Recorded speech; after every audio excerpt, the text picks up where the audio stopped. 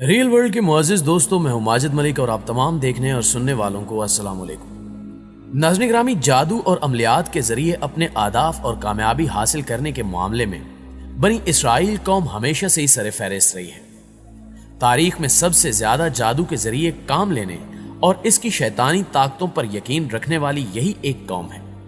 یہ قوم جب تک فلسطین میں رہی اس وقت تک یہ اسرا سے ناواقف تھی، لیکن جب حضرت یوسف علیہ السلام مصر کے حکمران بنے تو انہوں نے اپنی قوم کو فلسطین سے مصر بلوا لیا۔ مصر میں رہتے ہوئے جہاں فرعونوں نے ان کو اپنی بلند و بالا عمارات اور اہراموں کی تعمیر میں ان سے بے پناہ کام لیا اور ان کو انتہائی ذلیل زندگی گزارنے پر مجبور کیا، وہیں ان پر ظلم و ستم کے پہاڑ بھی توڑے گئے۔ وہاں رہنے کے دوران انہوں نے مصریوں سے دو بڑی برائیاں بھی حاصل کر لی۔ ایک تو ان میں خدائی کا دعویٰ کرنے والے فرعونوں کو دیکھ دیکھ کر انتہائی رعونت، تکبر اور غرور پیدا ہو گیا، اور دوسرا ان کو مصر کے اس زمانے کے انتہائی ماہر جادوگروں سے کالا علم اور جادو سیکھنے کا موقع بھی میسر آ گیا۔ تاریخ کے اس دور میں مصر اس فن میں پوری دنیا میں یکتا تھا۔ سامری جیسے جادوگر، جن کا ذکر اور جادو کے کرتب قرآن پاک میں بھی مذکور ہیں، وہ بھی اس وقت مصر میں پائے جاتے تھے۔ قرآن پاک کیونکہ رشد و ہدایت کی کتاب ہے، نہ کہ قصے کہانیوں کی، لہٰذا اسی لیے اس میں تاریخ کے واقعات کا سرسری سا ذکر صرف عبرت کے لیے ملتا ہے۔ پیارے دوستو، یہ شیطان کے کارندے جو انسانی روپ میں شیطان کے اعلی کار ہیں، وہ آج بھی اس دنیا کو منفی توانائی یعنی شیطانیت سے بھرنے کے مقاصد پر کام کر رہے ہیں۔ یہ لوگ روز اول سے ہی اللہ عز و جل کے نافرمان ٹھہرے اور آج تک ہر اس کام میں بڑھ چڑھ کر اللہ کی بغاوت کرتے آ رہے ہیں جسے اللہ عز و جل نے ممنوع قرار دیا ہو۔ یہ ایک ایسی دھتکاری ہوئی قوم ہے جس نے بے شمار نعمتوں اور معجزوں کے بعد بھی اللہ کی سرکشی کر کے شیطان کی اطاعت کی۔ یہ وہی قوم یہود ہے جنہوں نے حضرت سلیمان علیہ السلام کے زمانے میں شیاطین سے وہ جادو سیکھنا شروع کیا جسے فرعون کے غرق ہونے کے ساتھ ہی موسیٰ علیہ السلام کے صحابہ نے غرق کر دیا تھا۔ اس جادو کا نام قبالہ جادو ہے۔ یہ جادو اپنے اندر ایسی طاقت اور منفی توانائی رکھتا ہے جو انسان کی عقل و بصیرت حذف کرنے کی بھرپور صلاحیت رکھتا ہے۔ اس کی مثال قرآن پاک میں فرعون کے جادوگروں کی وہ شعبدہ بازی بھی ہے جس کے ذریعے ان جادوگروں نے مل کر فرعون کے دربار میں موجود تمام لوگوں کی بصیرت حذف کر کے انہیں وہی سانپ دکھلائے جو وہ دکھلانا چاہتے تھے، جبکہ در حقیقت وہ سانپ نہیں بلکہ عام رسیاں تھیں۔ قبالہ جادو کے شیطانی کلمات انسانی جسم میں ایک خاص قسم کی منفی لہریں پیدا کر کے اپنے مطلوبہ مقاصد حاصل کرتے ہیں۔ ان کی ایک اور مثال دجالی خفیہ تنظیم فری میسنز ہے، یا ان جیسے دوسرے شیطانی گروہ بھی ہیں جو موجودہ دور میں شیطان کے سب سے بڑے ہاتھ ہیں۔ یہ وہ گروہ ہیں جو اس دور میں شیطان کے مقاصد پورے کرنے میں ہر طرح کی گھٹیا سے گھٹیا اور بد سے بدتر رسومات ادا کرتے ہیں۔ ان کے عبادت خانے ایسی رسومات کے طرز پر بنائے جاتے ہیں جنہیں ادا کرنے سے زیادہ منفی لہریں ماحول میں پھیل کر انسانوں کو متاثر کر سکیں۔ ان کی رسومات میں شیطانی بائبل پڑھنا، شیطانی جادو قبالہ کے منتر پڑھنا، انسانی خون کی مانگ پوری کرنا، بچوں کے ساتھ بدکاری، مقدس کلمات کو غلیظ کرنا یا شیطان کو اپنی روح بیچنا شامل ہے۔ ان رسومات کو ادا کرنے والے شیطانی لوگ اپنی خواہشات شیطان سے پوری کروانے اور اپنی روح کو مکمل طور پر منفی توانائی سے بھرنے کے ساتھ ساتھ معاشرے میں موجود دوسرے انسانوں کو بھی شیطانیت کے رستے پر لانے کے لیے ہر ممکن کوشش کرتے ہیں۔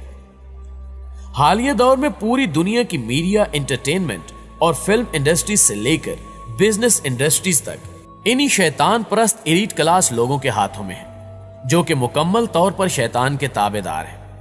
مشہور و معروف پاپ سنگرز، ایکٹرز اور دوسری فیلڈز کے معروف سیلیبریٹیز انہی شیطانی لوگوں کی نگرانی میں کام کرتے ہیں اور دولت اور مشہوری کی بھوک میں ان کے شیطانی مقاصد کو پورا کرنے میں ان کی مدد کرتے ہیں۔ ان کا سب سے بڑا مقصد لوگوں میں منفی توانائی پیدا کرنا ہے، کیونکہ جب ایک بار کسی انسان میں منفی توانائی کی لہریں سرایت کر جائیں تو شیطان کو اسے بھٹکانے میں زیادہ محنت نہیں کرنی پڑتی، بلکہ وہ انسان خود ہی شیطان کا اعلی کار بن جاتا ہے۔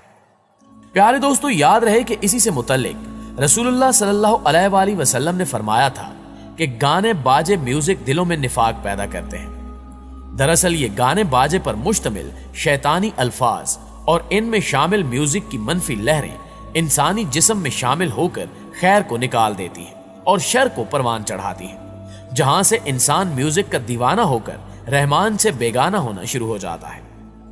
یہ مشہور سیلیبریٹیز محض دولت اور شہرت کے لیے شیطان پرست بننے میں کوئی آر محسوس نہیں کرتی۔ دنیا کے تمام مشہور و معروف سنگرز اور ایکٹرز آج جانے یا انجانے میں لوگوں میں ایسی چیزیں پھیلا رہے ہیں جس میں کوئی خیر نہیں بلکہ شر ہی شر ہے۔ حیرت انگیز طور پر ابھی حال ہی میں تمام کامیاب ترین انگلش سنگرز جو پوری دنیا میں مشہور ہیں اور جن کے گانے دنیا کے ہر کونے میں سنے جاتے ہیں، ان کے گانوں کے الفاظ میں قبالہ جادو کے الفاظ استعمال ہونے کا انکشاف ہوا ہے۔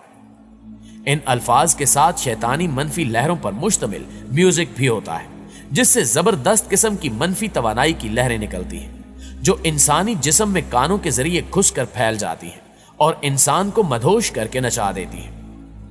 آپ نے اکثر دیکھا ہوگا کہ بعض اوقات لوگ ایک ہی گانے کے ساتھ ایسے محصور ہو جاتے ہیں کہ دنیا سے بالکل بے خبر ہو جاتے ہیں۔ آپ نے یہ بھی محسوس کیا ہوگا کہ بعض اوقات گانوں کو سننے سے انسان ایسی تصوراتی دنیا میں پہنچ جاتا ہے جس کا حقیقی دنیا سے کوئی تعلق ہی نہیں ہوتا، اور یہ سب اس لیے ہوتا ہے کہ گانے کے الفاظ یعنی لیرکس اور اس میں موجود میوزک پر مشتمل لہریں انسان کو اس طرز پر لے جاتی ہیں جس طرز پر گانا لکھنے اور اسے مشہور کرانے والے شیطان پرست لوگ چاہتے ہیں۔ مثال کے طور پر ایک انگلش سنگر کے بارے میں مشہور ہے کہ اس نے قبالہ سے لکھے ہوئے گانے کے لیرکس میوزک کنسرٹ میں گائے تو سننے والے ہجوم پر ایسا سحر طاری ہوا کہ اس سحر میں اس نے ہجوم سے شیطان کے بندے ہونے کا حلف لیا، جبکہ وہ گانے کے سحر میں جکڑے شیطان کے وفادار ہونے کی قسم کھا کر اپنا ایمان گنوا بیٹھے۔ جس طرح روزانہ گفتگو میں ادا کردہ سادہ الفاظ بھی اپنے اندر مثبت اور منفی طاقت رکھتے ہیں، اسی طرح جو عام حالات میں ہر زبان میں گانے سنے جاتے ہیں یا گنگنائے جاتے ہیں، ان کے الفاظ سے بھی انسانی شخصیت پر ایک خاص حد تک اثر ضرور ہوتا ہے۔ اللہ پاک کو ان شیطانی گروہوں کے ارادوں کا بخوبی علم تھا کہ یہ کس حد تک جائیں گے۔ شاید اسی وجہ سے اللہ پاک نے ابتدا میں ہی گانے بجانے والوں پر لعنت فرما کر مسلمانوں کے لیے گانے باجے کو ممنوع قرار دیا تھا، لیکن آج بدقسمتی سے مسلمان یہ پرواہ نہیں کر رہے کہ وہ کس غلاظت کو اپنے کانوں میں انڈیل رہے ہیں۔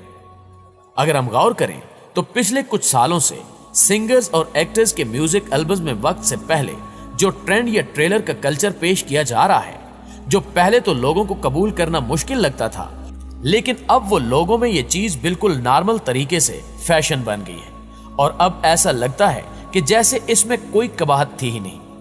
یعنی پہلے جو چیز بری لگتی تھی وہ اب اچھی لگنے لگی ہے، یا کسی منفی لہروں کے ذریعے برے کو اچھا بنایا گیا ہے۔ دوستو، یہ اسی سبب ممکن ہوتا ہے کہ جب انسان کے ذہن کو پہلے سے ہی ان لیرکس سے اٹھنے والی لہروں کے ذریعے آمادہ کیا جا چکا ہوتا ہے۔ فلموں اور میوزک البمز کے ٹریلرز میں ایسے ہی قبالہ جادو یا اس قسم کی منفی لہریں ڈالی جاتی ہیں تاکہ لوگ تڑپ تڑپ کر فلم دیکھنے یا گانا سننے کو بے چین رہیں۔ یہ کچھ اور نہیں بلکہ جادو کا اثر ہوتا ہے جو انہیں بے چین رکھتا ہے۔ اسے منفی لہروں کا شیطانی جال کہا جائے تو یہ بالکل بھی غلط نہیں ہوگا۔ آج سائیکالوجی علم یہ کہتا ہے کہ انسان جو بھی دیکھتا ہے یا سنتا ہے وہ اس کے عمل اور سوچ پر گہرا اثر رکھتے ہیں، پھر چاہے انسان کو اس کا ادراک ہو یا نہ ہو۔ یعنی انسان اپنے ارد گرد جس طرح کی چیز دیکھے گا اور جو کچھ وہ سنے گا وہ اس پر اثر انداز ہوں گے۔ تو پھر خود سوچیں کہ اگر یہی دیکھی جانے والی اور سنی جانے والی چیز اپنے اندر سحر کی آمیزش رکھتی ہو تو انسانی شخصیت پر کتنا گہرا اثر پڑے گا۔ ٹی وی اور جدید ٹیکنالوجی جس میں انٹرٹینمنٹ سر فہرست ہے، ان پر کنٹرول رکھنے والے ان چیزوں کو اپنے ہتھیار کے طور پر استعمال کر رہے ہیں۔ وہ جس طرح چاہتے ہیں انسان کی سوچ پر اثر انداز ہو کر اس کی سوچ پر قدرت حاصل کر لیتے ہیں۔ اس لیے یہ کہنے میں کوئی مذائقہ نہیں کہ ٹی وی ایک مائنڈ چینجر یعنی برین واش کرنے کا آلہ ہے، جس کی ڈور ان لوگوں کے ہاتھ میں ہے جو اس میں سرمایہ کاری کرتے ہیں۔ یعنی یہ ڈور میڈیا مالکان یعنی پیسہ دینے والے سیونیوں کے ہاتھوں میں ہے۔ آج فیشن کے طور پر اپنائی جانے والی بے شرمی اور بے حیائی کچھ سال پہلے تک ہمارے معاشرے میں معیوب سمجھی جاتی تھی، لیکن اب غور کریں کہ وہی فیشن اچھا لگنے لگا ہے جو کچھ سال پہلے بالکل معیوب تھا، کیونکہ ہماری آنے والی نئی نسل کے ذہنوں کو فلموں اور ڈراموں اور جدید تعلیم کے نام پر बे हयाई सिखाकर तब्दील किया जा रहा है। ये शैतानी ताकतें अपने मकासद हासिल करने के लिए फिल्मों, ड्रामों और गानों के जरिए आने वाले दजाल की नस्ल तैयार करने में कामयाब होना चाहते हैं और किसी हद तक वो कामयाब हो भी चुके हैं। ये तमाम अवामिल वही हैं जिनका हमें कुरान और हदीस के जरिए आज से 1400 साल पहले ही बता दिया गया था। बेशक इस्लाम की हर आयत, हर हदीस में इंसान के लिए रहनुमाई मौजूद है। अगर मोमिन आज भी छोटी छोटी बेशुमार नेकियों वाली अहादीस पर अमल करना शुरू कर दे तो कोई शक नहीं कि वो रूह का खूबसूरत और बुलंद तरीन दर्जा पा लेगा, जिसको उर्फ आम में हम रूहानियत के नाम से जानते हैं। आखिर में दुआ है कि अल्लाह ताला हर मुसलमान को अपनी हिफ्ज़ व अमान में रखे और उसको अपना ईमान बचाने की तौफीक अता करे। आमीन सुमा आमीन। जी तो मुअज़्ज़िज़ दोस्तों, ये थी हमारी आज की वीडियो कैसी लगी कमेंट करके हमें भी जरूर बताइएगा।